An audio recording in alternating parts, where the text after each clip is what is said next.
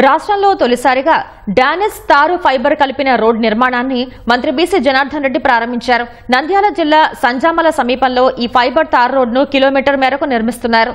రోడ్ను చూసేందుకు డెన్మార్క్ దేశం నుంచి టెక్నాలజీ బృందం వచ్చింది. 30 లక్షల రూపాయలతో నిర్మిస్తున్న ఫైబర్ తార్ రోడ్డు సుమారు 8 ఏళ్ల పాటు పాడవకుండా ఉంటుందని మంత్రి తెలిపారు.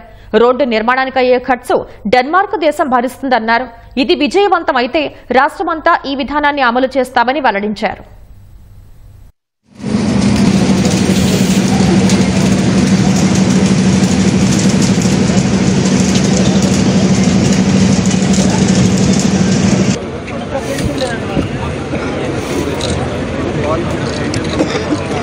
బాబు హలో గారు ఇది మెటీరియల్, ఇదంతా కూడా ఫైబర్. 1 టన్నుకు 1/2 kg మనం మిక్సింగ్ చేస్తాం.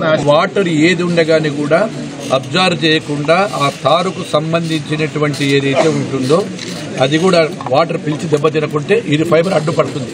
అంటే ఆ లేయర్లలో ఉండేటువంటి కాబట్టి రోడ్డు డ్యామేజ్ కాకుండా ఉంటుంది. కాంక్రీట్ ఎంత స్ట్రాంగ్ ఉంటుందో ఆ విధంగా ఉంటుంది.